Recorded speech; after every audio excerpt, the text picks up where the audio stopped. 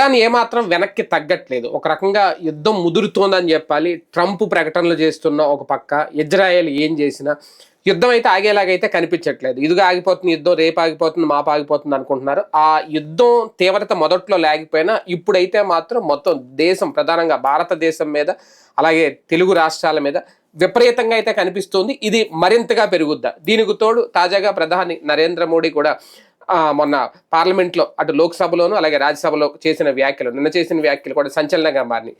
మరొక కోవిడ్ సంక్షోభం లాంటిది ఎదుర్కోక తప్పదు, అందరూ సిద్ధంగా ఉండండి అంటూ ఒక పిలుపు కూడా ఇచ్చేశారు. ఇప్పుడు అలాంటి సంక్షోభం, వాస్తవానికి కోవిడ్ తర్వాత అందరూ కోరుకున్నారు మళ్ళీ జన్మలో ఇలాంటివి చూడకూడదు అనేది. కాకపోతే ఐక్యతగా ఉంటే దాన్ని ఎదుర్కోవచ్చు, ఆ శక్తి, ఆ బలం మన దగ్గర ఉంది అంటున్నారు. అది సాధ్యమవుతుందా? ఇదే అంశం మీద చర్చించే ప్రయత్నం చేద్దాం. సార్, వాస్తవానికి ఎక్కడో మొదలైన యుద్ధం ఆల్మోస్ట్ దాని ఎఫెక్ట్ మన ఇంటి గుమ్మం దాకా వచ్చేసింది. అది గ్యాస్ రూపంలోనూ ఇంకో రూపంలో. రేపు ఇంకా అది మన ఇంట్లోకి కూడా వచ్చేస్తుందా? ఒకవేళ ఆయిల్ క్రైసిస్ ఇప్పటికే పెరిగింది అంటున్నారు.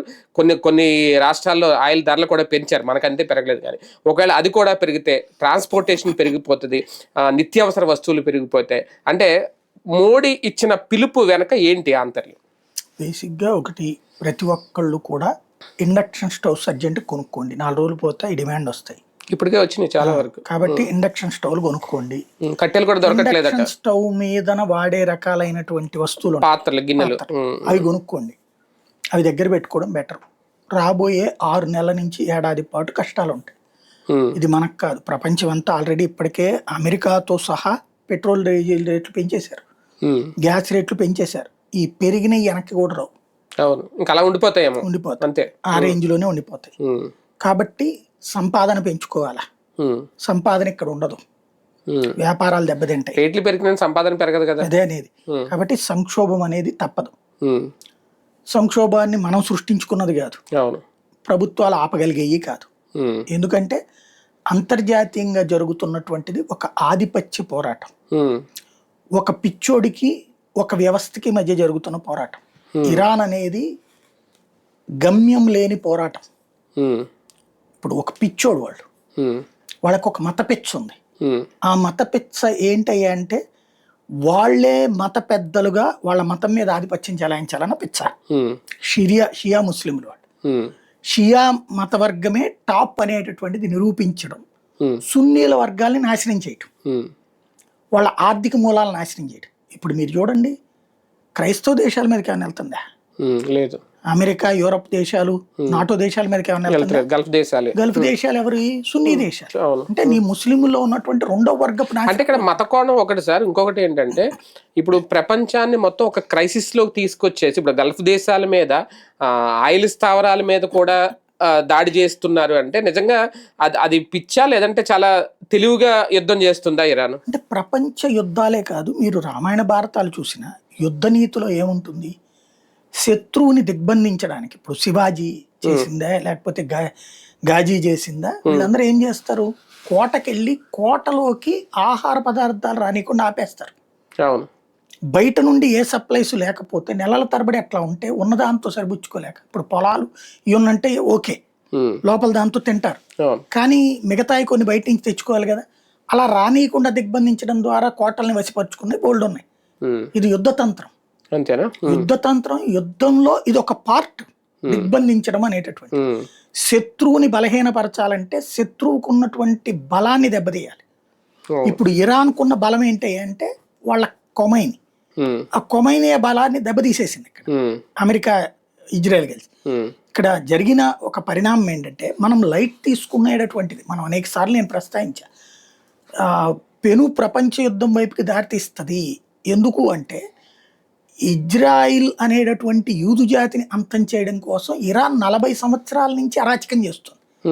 40 సంవత్సరాల నుండి ఇజ్రాయిల్ చుట్టూతా హౌతీ అనే తీవ్రవాద వ్యవస్థతో యెమెన్ మీద పడేసి ఆ ప్రభుత్వాన్ని కూలగొట్టి వీళ్ళ చేతిలో నడుస్తోంది. అది ఇరాన్ వాళ్ళ సైన్యం, ఇరాన్ తయారు చేసిన తీవ్రవాద సైన్యం హౌతీ. లెబనాన్ లో హెజ్బుల్లా అనే సైన్యం, అక్కడ ప్రజల చేత ఎన్నికైన ప్రభుత్వాన్ని కూల్చేసి వీళ్ళు నడుపుతుంటారు, దాన్ని నడిపించేది ఇరాన్. ఇటు పాలస్తీనాలో హమాస్, ప్రజల చేత ఎన్నికైన ప్రభుత్వాన్ని పక్కన పడేసి వీళ్ళు తయారు చేసిన తీవ్రవాదం. అలాగే ఇరాక్ లో అమెరికా గెలిచేసి అవతలకి వెళ్ళిపోయాక పెట్రోల్ మీద మాత్రమే అమెరికా లెక్క, మిగతా పాలనంతా కూడా లోకల్గా ఎన్నిక. ఆ లోకల్గా ఎన్నికల వ్యవహారం అంతా వెనకాల నడిపిస్తున్నది అమెరికా, ఇదే ఇరాన్. ఇస్లామిక్ రెసిస్టెన్స్ ఫోర్స్ అని, ఇస్లామిక్ జిహాదిస్ట్ ఫోర్స్ అని మొత్తం 4-5 ఉగ్రవాద సంస్థలను అక్కడ ప్రోత్సహిస్తుంది. ప్రతి ఉగ్రవాద సంస్థకి సైనిక శిక్షణ ఇచ్చింది IRGC. Islamic revolutionary guard corps సైనిక శిక్షణ ఉగ్రవాదులకు ఇచ్చింది, మిస్సైళ్ళు ఇచ్చింది, వాళ్ళకి ఆయుధాలు ఇచ్చింది. ఇచ్చి యూదు జాతి అంతమే మీ పంతం, అంతే, ఇంకేం లేదు వాళ్ళకి టార్గెట్. ఇరాన్ని ఇజ్రాయల్ని నాశనం చేయండి, గల్ఫ్ దేశాలను నాశనం చేయండి. హౌతీలు గల్ఫ్ మీద దాడి చేస్తుంటారు, ఇజ్రాయల్ మీద దాడి చేస్తుంటారు. హెజ్బుల్లా అంతే, గల్ఫ్ మీద ఇళ్ళ మీద. అంటే తన ప్రత్యర్థి అయినటువంటి సున్నీలను నాశనం చేయాలి, యూత్ జాతి అంతం చేయాలి. ఇది 40 ఏళ్ల నుండి జరుగుతుంటే వాస్తవంగా యూత్ జాతి అంటే సున్నీలకు కూడా పడదు. కానీ ఈ షియాలకు సంబంధించినటువంటి వివాదం కారణంగా వాళ్ళిద్దరూ ఇంటర్నల్ అండర్స్టాండింగ్ చేసుకున్నారు. ఇంకోటి క్రిస్టియానిటీకి ముస్లింకి పడదు కదా. కానీ క్రైస్తవ దేశాలతో ఎందుకు గల్ఫ్ దేశాలు స్నేహంగా ఉన్నాయి? ఇరాన్ వల్లనే. ఒక్క ఇరాన్ అనేటటువంటి భూతం ఈ ప్రపంచానికి ఓ పెద్ద శాపం. దాన్ని లైట్ తీసుకున్నారు వీళ్ళు. నేను శాంక్షన్స్ పెట్టాను కాబట్టి ఏం కాదులే అనుకుంది అమెరికా. అదే సందర్భంలో మాకు వెనకాల ఇజ్రాయల్ ఉంది కదా, మా వెనకాల అమెరికా ఉంది కదా, మనందరం బాగా డబ్బులు సంపాదించుకున్నాం కదా, ఏం కాదు అనుకున్నది గల్ఫ్ దేశాలు. కానీ ఒక ఉన్మాది రోజు రోజుకి పెరిగి పెద్దవాడు అవుతుంటే ఓ రాక్షసుడు, పిల్ల రాక్షసుడు, పెను రాక్షసుడు. ఒక పక్క యుద్ధం జరిగిపోతుంది, పేల్చాల్సినవన్నీ పేల్చేస్తుంది ఇరాన్. ఓకే, వాళ్ళకి వెనక హెజ్బుల్లానో లేదంటే తీవ్రవాద సంస్థల బలం ఉందా లేదని ఓపెన్గా అన్న తెలిసిందే. ట్రంప్ మాత్రం ఇంకా ఏదో ఓకదంపుడు హెచ్చరికలు మాత్రమే చేస్తున్నారు. ఒకవేళ సీరియస్ గా రంగంలో దిక్కితే ఇరాన్ ఆగదా? ఎంతసేపు అండి, 2 బాంబులు వేస్తే బూడిదైపోద్ది. ప్రజల్ని చంపకూడదు. ఇప్పుడు అమెరికాకి స్టిల్ నో కొన్ని థిక్స్ ఫాలో అవుతుంది. అమెరికా మీకు లీడర్లను లేపేసింది, ప్రజల ప్రాణాలు తీలా. మీరు ఇరాను ఇజ్రాయెల్లో ప్రజల ప్రాణాలు తీస్తుంది, గల్ఫ్లో ప్రజల ప్రాణాలు తీస్తుంది. కానీ అమెరికా అట్లా ప్రజల ప్రాణాలు తీసినా వెంటనే సారీ చెప్తుంది. మొన్న పిల్లల మీద జరిగింది, దానికి సంబంధించిన కారణాలు చెప్తే ఎంక్వైరీ కూడా నిజంగా అనుస్థావరాలు ఉన్నాయా ఇరాన్ లో? నిజంగా వాటిని పేల్చేశారా? వాళ్ళే చెప్పారు కదా. ఇరాను అమెరికాతో చర్చల సందర్భంగా ఇచ్చిన లిస్ట్ అది. నతాంజ్ అణుక్షేత్రం, ఇఫ్సాన్ అణుక్షేత్రం, ఇస్ఫహాన్, ఇవన్నీ కూడా అణుక్షేత్రాలు వాళ్లే ఇచ్చిన లిస్టు. కాకపోతే యురేనియం శుద్ధి చేసినటువంటిది 90% శుద్ధి చేస్తే అణుబాంబు అవుతుంది. ఇప్పటికి 70% శుద్ధి చేయగలిగారు వీళ్ళు. అంతవరకు నడిచినా బానే ఉండదు. కానీ వీళ్ళు ఏమంటారు, మేము అణుబాంబు తయారు చేస్తాం, మమ్మల్ని ఆపే అధికారం ఎవరికి లేదంటారు. Yes, correct, no doubt. ఇప్పుడు మనం అణుబాంబులు తయారు చేసుకున్నాం, మనల్ని ఆపమంది. ఇందిరాగాంధీ ఆపింది, పివి నరసింహారావు ఆపాడు, వాజ్పేయి చేశాడు, మన మీద ఆంక్షలు పెట్టారు. కానీ దాడికి రాలా. ఎందుకని? మనం ఒక వ్యూహాత్మక గేమ్ నడిపాం. అణుపరీక్షలు చేసేసి ఫస్ట్ 2 చేసినప్పుడు ప్రపంచానికి చెప్పాం, వెంటనే ఆంక్షలు పెట్టేశారు మన మీద. పెట్టేస్తే మిగతా 3 అణుపరీక్షలు కూడా చేసి మేము ఓపెన్గా చెప్తున్నాం, అణుశక్తిగా మమ్మల్ని మీరు గుర్తించాలా, ఎందుకు మేము ఈ అణు ప్రదర్శన చేయాల్సి వచ్చిందని మా పక్కన ఉన్న చైనాతో మాకు థ్రెట్ ఉంది. చైనాతో థ్రెట్ పెట్టుకుని అది అమెరికాకు కూడా థ్రెట్టే, యూరప్ దేశాలకు కూడా థ్రెట్టే కదా. మా పక్కనే అది పక్కలో బెల్లంలా కూర్చుంటే, నేను శక్తిహీనుడిగా కూర్చుంటే నన్ను ఎవడు గుర్తిస్తాడు? వాడితో నాకు ప్రమాదం ఉంది కాబట్టి నేను ఆయుధం పెట్టుకుంటా. ఇదే సందర్భంలో నేను ఈ ప్రపంచానికి ఒక హామీ ఇస్తున్నా, మొదటి అణుబాంబు మేము వెయ్యం. అణుబాంబులు తయారు చేసి తీరుతాం, మొదటి అణుబాంబు మేము వెయ్యం. ఫస్ట్ మా మీద పడితే ఆత్మరక్షణ కోసం మేము వేస్తాం. ఈ ముక్క చెప్పినప్పుడు భారత్ అట్లా మాట మీద నిలబడదనే దమ్ము ఒక్కడికి లేకపోయింది. ప్రపంచం నమ్ముతుంది ఆ మొక్క. భారత్ ప్రజాస్వామ్య దేశం, ధర్మాన్ని రక్షించే, ధర్మాన్ని నమ్మే దేశం. బట్ ఇరాన్ దగ్గర ధర్మం ఏంటి? శత్రు వినాశనం. ఇరాన్ దగ్గర అణుబాంబులు ఎందుకు? ఇప్పుడు భారతదేశం పాకిస్తాన్లో ఏ తీవ్రవాద సంస్థని పెంచి పోషించదు, ఆయుధాలు ఇవ్వదు వాళ్ళకి. వాడు అడుగుతాడు బెలుచోడు మనల్ని, తెహ్రీక్ తాలిబాన్ పాకిస్తాన్ అడుగుతాడు, ఆఫ్ఘనిస్తాన్ వాడు మనం ఆయుధాలు ఇస్తే పాకిస్తాన్ బూడిచ్చేస్తానంటాడు. కానీ తీవ్రవాదిని ఎప్పుడు మనం హీరోని చెయ్యం.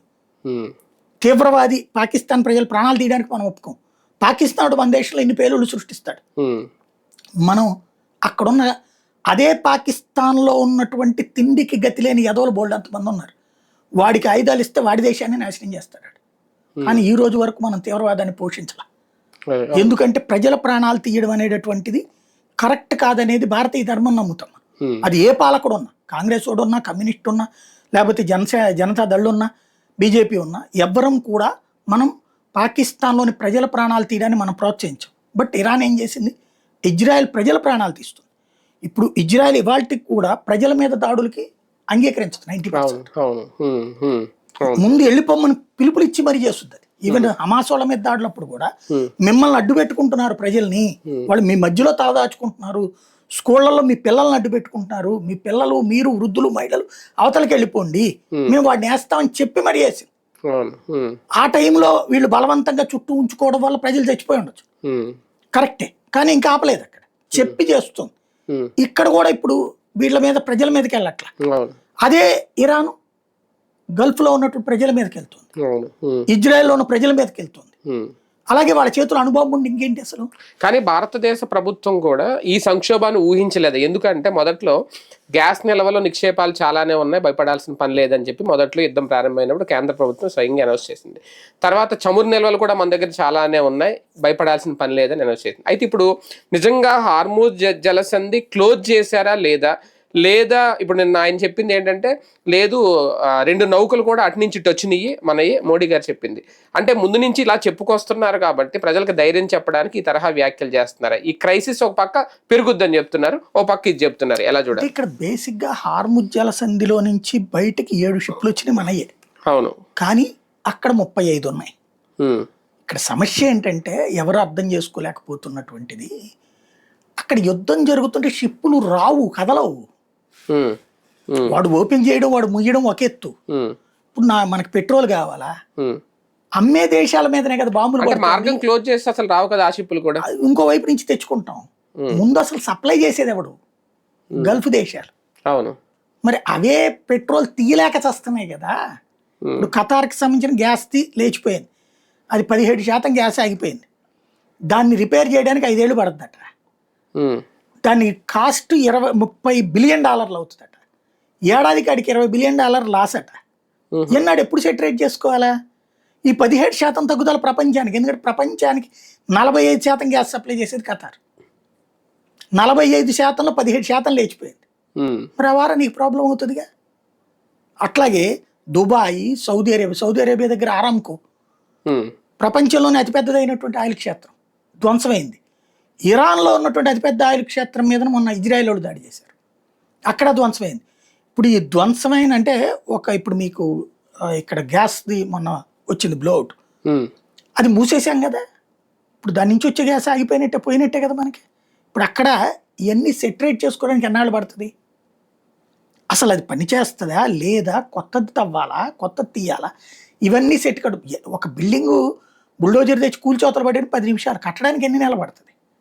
ఇప్పుడు ఏంటి 30-40 ఏళ్ల నుండి అడుగడుగు వేసుకుంటూ వచ్చిన గల్ఫ్ దేశాలు ఒక్కసారిగా కుప్పకూలని. ఇప్పుడు ఆయిల్ ఎంత ఉందో తెలియదు, ఎంత ఉత్పత్తి చేయగలరో రోజుకి తెలియదు, ట్రాన్స్పోర్టేషన్ ఎలా చెయ్యాలో తెలియదు. ఇంకోటి షిప్పుల వాళ్ళది ఎట్టుంటదంటే, నేను ట్రాన్స్పోర్ట్ చేస్తాను కానీ చచ్చిపోతాను, నా బోడ బతకదు అనుకుంటే వాడు ఎందుకు వస్తాడు ముందుకి? ప్లస్ వాడికి ఇన్సూరెన్సులు రద్దు చేసింది అమెరికన్ కంపెనీ.